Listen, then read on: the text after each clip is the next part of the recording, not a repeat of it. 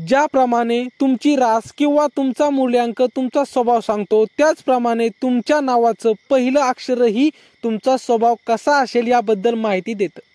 तुमच्या नावाचं पहिलं अक्षर तुम्ही कशा प्रकारच्या व्यक्ती आहात किंवा तुम्ही अमुक एका परिस्थितीत कसा निर्णय घेऊ शकतात याबद्दलची माहिती देतं।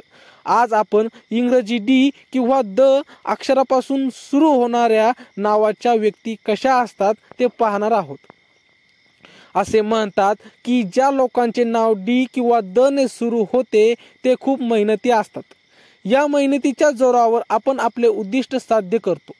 हे लोक त्यांच्या कामासाठी पूर्णपणे समर्पित असतात आणि त्यात कोणत्याही प्रकारची तडजोड खपवून घेत नाहीत। ते कोणत्याही परिस्थितीत त्यांचं काम पूर्ण करतात। आपले काम पूर्ण होईपर्यंत हे लोक श्वास घेत नाहीत। हे लोक खूप हट्टी असतात, पण त्यांचा हट्टीपणा त्यांच्यासाठी चांगलाच ठरतो, कारण या जिद्दीच्या जोरावर ते अधिक मेहनत करून आपले उद्दिष्ट गाठतात। त्यांना सेल्फ मेड मॅन म्हणणे चुकीचे ठरणार नाही। असे मानले जाते की केवळ देवी सरस्वतीच नाही तर देवी लक्ष्मीचीही त्यांच्यावर अपार कृपा असते। कसं असतं द नावाच्या व्यक्तीचं प्रेमजीवन?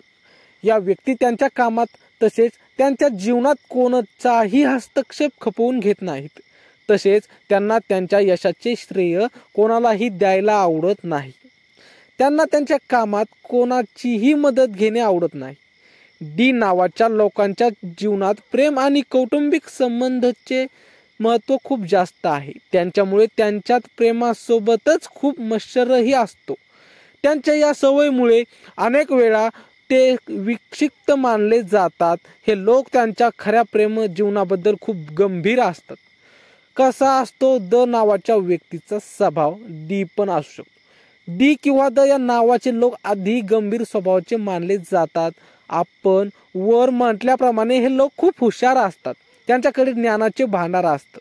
या लोकांमध्ये थोडा अभिमानही असतो। त्यांच्या अभिमानामुळे त्यांना अनेक वेळा अपयशाला सामोरे जावे लागते, पण त्यांच्या जिद्दी स्वभावामुळे ते कधीही हार मानत नाहीत। तर मित्रांनो, तुमचं नाव काय आहे, कोणत्या अक्षरापासून सुरू होतं हे कमेंटमध्ये आम्हाला नक्की सांगा। आम्ही त्याच्यावर पुन्हा व्हिडिओ बनवू आणि असेच नवनवीन व्हिडिओ पाहण्यासाठी चॅनलला मात्र सबस्क्राईब नक्की करा। भेटूया पुढच्या व्हिडिओमध्ये, तोपर्यंत धन्यवाद।